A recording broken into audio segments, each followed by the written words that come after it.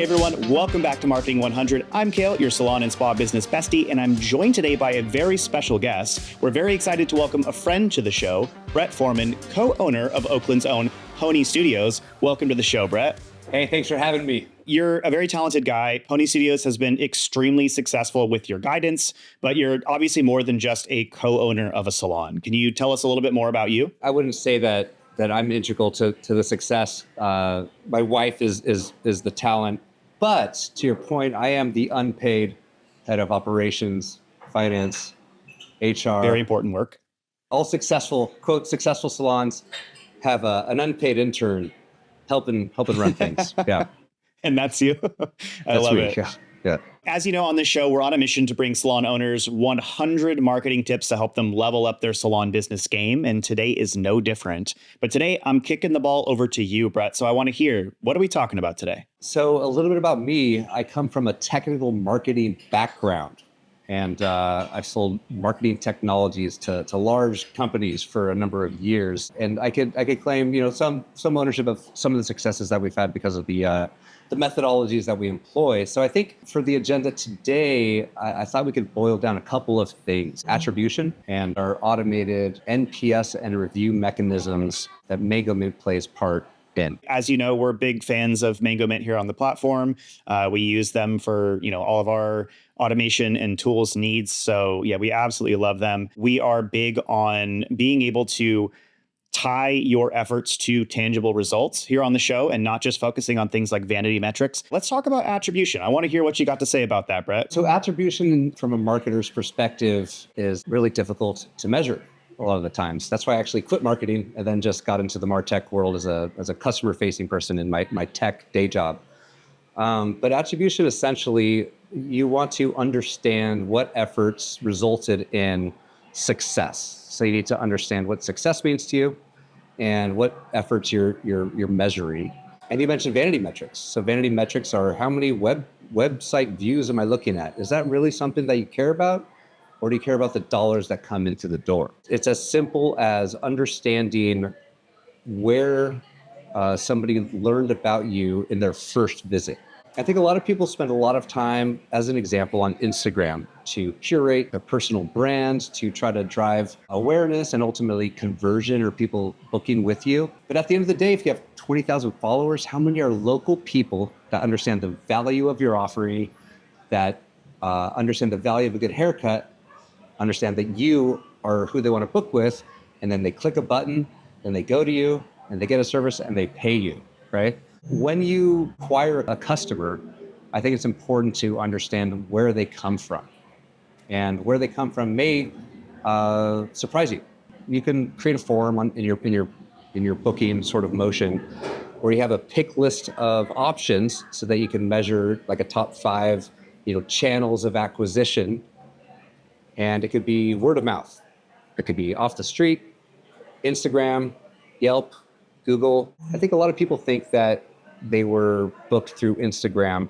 They can only validate that if you're collecting that data from every single customer's first visit and then measuring it on the back end. And what's important to do that is to append or associate the dollar amount in aggregate with each of these channels of acquisition. In the first couple of years that Pony existed, 70% of our customer acquisition was through word of mouth.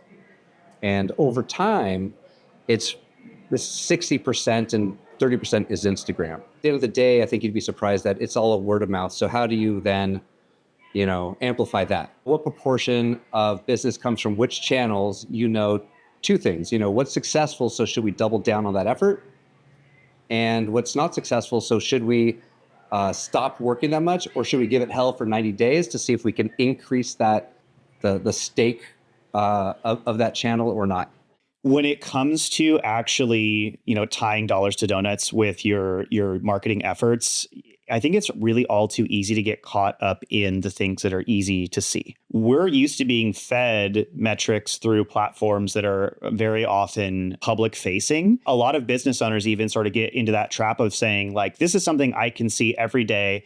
I have 3 things that I can see on my account, and it's, likes and shares and comments. And those are the ways that I'm going to attribute my success in my business. And I'm going to assume that an increase in follower count directly attributes to an increase in business, when in fact that correlation may not be causation, right? And I like what you touched on there, creating a form, for instance, to find out how people heard about you. I can't tell you how many salon owners probably aren't doing that. How many people who are going to watch this or listen to this right now who probably don't have a form set up for that. And that light bulb might have just clicked on above their heads to say, like, that is the easiest thing that I could possibly do to get good information on where, these clients are coming from. Yeah, you have to have a baseline understanding of where we're at now, and then measure month over month. How are things changing? And then you put efforts into different channels, and what was the impact of that in the short and long term? And is it worth spending that much time online, or should you spend some time looking at automated review sort of acquisition and like voice of customer and loyalty programs to incentivize customers to spread the good word to their own communities to drive that? And I think people would be surprised in, maybe it's easier to just spend time, posting a really, really aesthetically pleasing reel, where you could just have an automated, through a communication platform or a Mango Bench or something like that to, weaponize your current client base to then, increase revenue. So once you have a baseline understanding, measure month over month, understand where I spent this month in activities or, bandwidth investment in my own time and what the impact of that was. Did it move the needle or not? With revenue, not with likes. That means nothing. You'll see people with 100,000 followers, and they are always they're always saying, hey, I have 3 spots on Friday to book. And you'll see people with 700 followers that don't even mess with Instagram, for example, or TikTok or Friendster or whatever the Truth Social.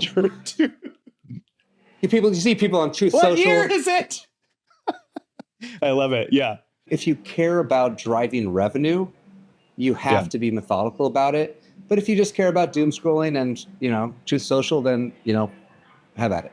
We have to get more in depth about the way that we're spending our money. And I think this actually prevents a lot of, salon owners from actually investing in growing their business with funds that they dedicate towards marketing. I want to dive into that a little bit here because marketing spend can be a big scary thing, especially for small businesses. So if we're looking at, small, your salon is pretty large, right? How many stylists do you have at Pony now? I think we have 25 employees. We have 16 chairs and full apprentice staff and a training program and a manager and a front desk and all those things. Yeah. You guys are pretty big. That is a sizable, staff that you have there. And not a lot of, not every salon business has that. So if we're looking at, salons that have, 5 or maybe 10 stylists, that kind of thing, versus a salon of your size, what are some important things that we need to consider in terms of marketing spend, in terms of, what metrics we need to really, really tie to this? What are the ways that we can get into that? When you talk about marketing spend, I typically think about putting dollars behind paid campaigns, and we don't do that at all. But part of our marketing spend is platform investment, right? Through Mango Mint, Bird Eye, Gusto. So we don't put paid ads out there at all, for a variety of reasons. One is it's very hard to target a good audience and to curate an audience through the Meta ad platform, et cetera. And I could talk I'll take questions from the audience offline if people have questions about that. But in terms of paid ad spend, we don't mess with that at all, right? If you are spending money on Meta platforms or Facebook and Instagram, then you need to be able to have a marketer help you out through UTM codes or whatever to be able to understand where the inbound bookings and revenue come from. And that's where that form sort of comes from. I learned about it through Instagram. Okay, well then how do I attribute to paid or organic, spend or efforts, right? So when you talk about paid marketing, I think of it as just the efforts that you spend, because human capital is more expensive than just throwing dollars at it. And my time investment in these channels is more important to me throwing, a $5 daily budget towards this, just an Oakland audience of people ages 19 through 35. That's a waste of money. It's good for awareness, but it's not going to drive top line gross revenue. Us who've worked in marketing previously, we kind of understand that there's different intent. When you're running a campaign, you might be going for engagement, or you might be going for awareness, or you might be going for conversions. And those are three different things. They're three different intents. And obviously the audiences that are in the market for one or the other of those things, they're very different, right? So like I know small businesses, a lot of times they focus on awareness, which can be good, sure, but you're not necessarily going to get bookings off of that. People might see you, they might like your post, but you're not necessarily going to get people booking in. Whereas if you're going for something that's very direct and it's conversion based and your language is optimized and you're targeting a very specific audience, then it's obviously very, very different. So that's sort of, I think you touched on a great nugget there of what are you saying? What's the message you're conveying? And what are you trying to get these people to do? And when you talk about meta campaigns, right, there are awareness campaigns and then there's like retargeting. So you do awareness campaigns, and if you drive a click to your website, you can, have them in your Facebook pixel or whatever, and then you can start retargeting them with sort of like more low funnel messaging and calls to action. So awareness, by and large, is much cheaper, but not as effective. But if you do have people that go to the website and they're trying to self-educate on their way in their buyer's journey to make a purchasing decision, you can then start serving them different ads along the way. They're more expensive, and you have to understand other things. If you're then that deep in this marketing sort of conversation, you have to understand customer lifetime value. What's my retention look like for a customer that spends, $200 every 3 months? So, and how long do we keep them before they churn to another provider? I mean, I think we're getting like pretty technical in marketing speak. This is important though. I mean, the things to consider, Don't put spend behind it as an individual practitioner. Maybe if you have a new salon, then definitely have a 3 month sort of like grand opening awareness sort of thing to help get the word out there. But I mean, I would dissuade people from investing in paid media spend for something like this. Keep doing the organic stuff, maybe with the algorithm, maybe you're shareable, but weaponize your client base, ask for referrals, give people 20% off if they do have a customer that does book with you.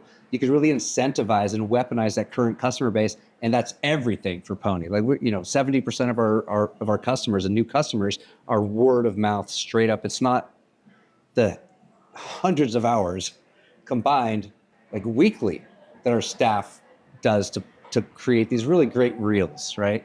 That's not it. It's going to be voice of customer. So how can you weaponize that? You could ask for referrals. You could do loyalty campaigns. You could ask for quotes or testimonials, video testimonials, sort of user-generated content type stuff, or just take quotes and then create like pretty little social assets that you post organically. And organic means you're not spending money; you're just posting it.